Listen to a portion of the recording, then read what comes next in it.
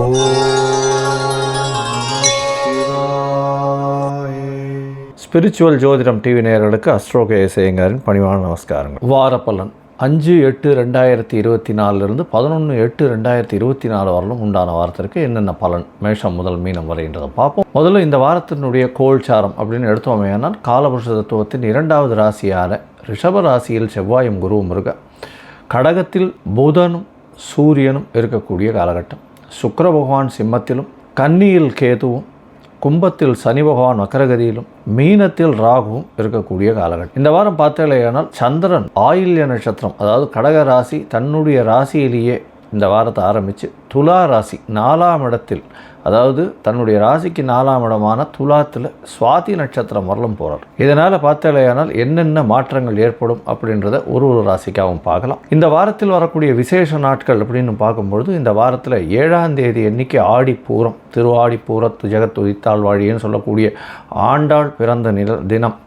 இந்த ஆடிப்பூரம், நாச்சியார் திருமொழி, திருப்பாவை இந்த மாதிரியான விஷயங்களை வைணவ சம்பிரதாயத்துக்கு பெரிய விஷயமாக கொடுத்துருக்கக்கூடியவர். ஸ்ரீவல்லிபுத்தூரில் ரொம்பவும் கொடிகட்டி பறக்கக்கூடிய ஒரு நல்ல விசேஷங்கள் நடக்கும். அதற்கு அடுத்த நாள் 8ஆம் தேதி பார்த்தாலேயானால் ஆடி தபஸ், கோமதி அம்மன் சங்கர நாராயணன் திருக்கோவில், சங்கரன் கோவில், ஊசி முனையில் தவம் பண்ணி சங்கரனையும் நாராயணனையும் ஒரு சேர பார்க்கணுன்றதுனால பார்த்து கோமதி அம்மனாக சிவனை திருமணம் செய்து கொண்டக்கூடிய ஒரு விஷயம். இந்த ஆடி தபஸில் ஒரு 108 பிரதட்சணம் பண்ணுவாங்க. அதுவும் ரொம்ப பெரிய ஏற்றத்தை கொடு, அதாவது கஷ்டங்கள் நீங்கக்கூடியது. இந்த 108 பிரதட்சணம் பண்ணுறதன் மூலியமாக கஷ்டங்கள் நீங்கிறது, அதை தவிர பிரச்சனைகள் எதாக இருந்தாலும் போகும், குழந்தை பிராப்தி ஏற்படக்கூடிய பாக்கியம், எல்லா விதமான சௌபாகியங்களும் ஏற்படக்கூடிய காலகட்டமாக. சஷ்டி விரதம் அது 10ஆம் தேதி எண்ணிக்கை வருது. சஷ்டியில் விரதம் இருந்தால் அகப்பையில் வரும் குழந்தை பிராப்தி ஏற்படும் அப்படின்றதுனால சஷ்டி விரதம் முருகனுக்கு ஏற்றது ஒரு பெரிய விசேஷம்.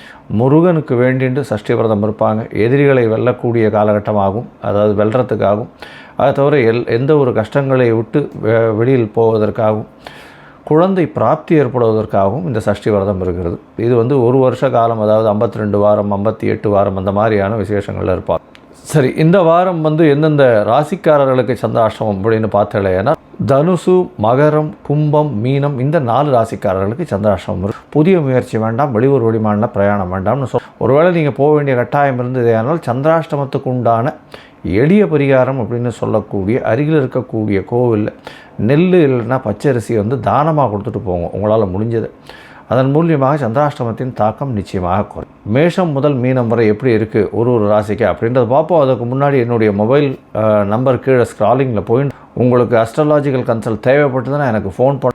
சரி, இப்போ மேஷம் முதல் மீனம் வரை ஒரு ராசியாக 5/8/2024 11/8/2024 வரை உண்டான காலகட்டம் என்னென்ன பலன் அப்படின்றது. தனுசு, மூலம், பூராடம், உத்திராடம் இந்த 3 நட்சத்திரம் 9 பாதங்களை கொண்ட ராசி. ராசியின் அதிபதி அப்படின்னு சொல்லக்கூடியவர் குரு பகவான் ராசிக்கு 6ஆம் இடத்துல இருக்கார்.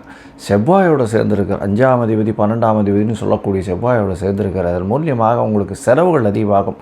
புதிய கடன் வாங்கக்கூடிய வாய்ப்புகள் மிகவும் அதிகமாக இருக்கக்கூடிய காலகட்டமாக அமையிறது. உடல் நலத்தில் சற்று கவனம் தேவை. ஏன்னா ராசிநாதன் 6ஆம் இடத்துல போய் செவ்வாயோட சம்பந்தப்படுறது அந்த அளவு ஏற்றம் கிடையாது. மறைந்த இடத்துல இருக்கிறதுனால அந்த ஏற்றம் இருக்கக்கூடிய வாய்ப்புகள் இல்லை. உடல் நலத்தில் ஜாகிரதையாக இருக்கிறது நல்லது.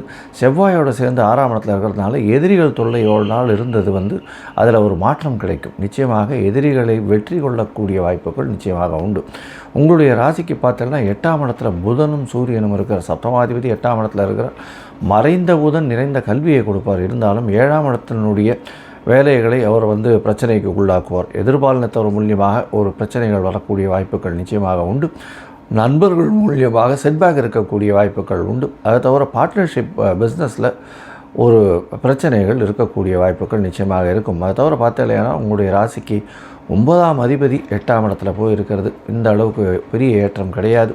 ஏன்னா 9ஆம் அதிபதி 8ஆம் இடத்துல இருக்கிறது மூலியமாக பார்த்தோம்னா தந்தையின் உடல்நிலையில் சற்று பின்னடைவு ஏற்படக்கூடிய வாய்ப்புகள் நிச்சயமாக இருக்கும்.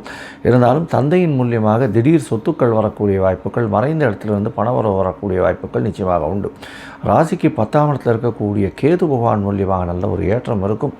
புதிய தொழில் அமையும். அதை தவிர புதிய தொழிலுக்குன்னு இன்வெஸ்ட்மெண்ட் பண்ணக்கூடிய வாய்ப்புகள் நிச்சயமாக உண்டு. சொந்த தொழில் செய்பவர்கள் கொஞ்சம் ஜாகிரதையாக இருக்கிறது நல்லது. இந்த வாரத்தில் பார்த்தோம்னா உங்களுடைய ராசிக்கு 4ஆம் இடத்துல இருக்கக்கூடிய ராகு பகவான் குருவினுடைய வேலையை செய்யணுன்றதுனால வீடு சம்பந்தமாக உங்களுக்கு புதிய கடன் வாங்கக்கூடிய வாய்ப்புகள் நிச்சயமாக இருக்கும். அது தவிர உங்களுடைய சுகங்களுக்காக உங்கள் காரு, வண்டி, அது மாதிரியான இந்த லக்ஸுரி ஐட்டம்ஸ் வீட்டுக்குன்னு வாங்கக்கூடிய வாய்ப்புகள் உண்டு. அதுக்குன்னு கொஞ்சம் கடன் ஏற்றக்கூடிய வாய்ப்புகள் நிச்சயமாக இருக்கும். இந்த வாரம் 5/8/2024 11/8/2024 வரை உண்டான வாரத்தில் சந்திர பகவான் உங்களுடைய ராசிக்கு 8ஆம் இடத்துல இந்த வாரத்தை ஆரம்பிக்கிறார். சந்திராஷ்டம காலமாக இருக்குது. 5ஆம் தேதி மாலை ஒரு 4:30 மணி வரலும் சந்திராஷ்டமம் இருக்குது. இந்த காலகட்டத்தில் புதிய முயற்சி வேண்டாம், வெளியூர் வெளிமாநில பிரயாணம் வேண்டாம், தேவையில்லாமல் யாருக்கும் ஜாமீன் கையெழுத்து போடாதீங்க. உங்களுடைய கருத்துக்களை தேவையில்லாமல் சொல்ல தேவையில்லை, கொஞ்சம் பொறுமையாக இருக்கிறது நல்லது. உங்களுடைய ராசிக்கு 9ஆம் இடத்துல சந்திர பகவான் போகிறார். சந்திர பகவான் 9ஆம் இடத்துல போகும்போது பரிவர்த்தனை யோகம் அமையிறது. சூரியனும் சந்திரனும் பரிவர்த்தனை யோகங்கள் அமையிறது. அது 8ஆம் தேதி கார்த்தால வரலும் இருக்கக்கூடிய காலகட்டம். 8ஆம் அதிபதி 8இல் ஆட்சியும் 9ஆம் அதிபதி 9இல் ஆட்சியும் இருக்கிறது ரொம்ப பெரிய விசேஷம். இதன் மூலியமாக பார்த்தடையானால் உங்களுக்கு ஒரு பெரிய ஏற்றம் கிடைக்கும். தந்தையின் மூலியமாக சொத்துக்கள் சேரக்கூடிய வாய்ப்புகள் உண்டு. திடீர் பணம் வரும். 9-10 அதிபதிகள் சேர்ந்து இருக்கிறது பெரிய ஏற்றத்தை கொடுக்கக்கூடிய காலகட்டமாக அமையப்போகிறது. புதிய வேலை கிடைக்கும். அதுவும் கோவில் சம்பந்தப்பட்ட வேலைகள், கோவில்கள் சம்பந்தப்பட்ட பொருட்கள் வியாபாரம் பண்ணுறவாளுக்கு பெரிய ஏற்றம் கிடைக்கும். அதாவது கற்பூரம், எண்ணெய், இந்த மாதிரியான விஷயங்களில் வியாபாரம் பண்ணுறவாளுக்கு பெரிய ஏற்றம் கிடைக்கக்கூடிய காலகட்டமாக அமையப்போகிறது. இந்த வாரத்தில் உங்களுடைய ராசிக்கு 10ஆம் இடத்துல சந்திர பகவான் போகிறார். இது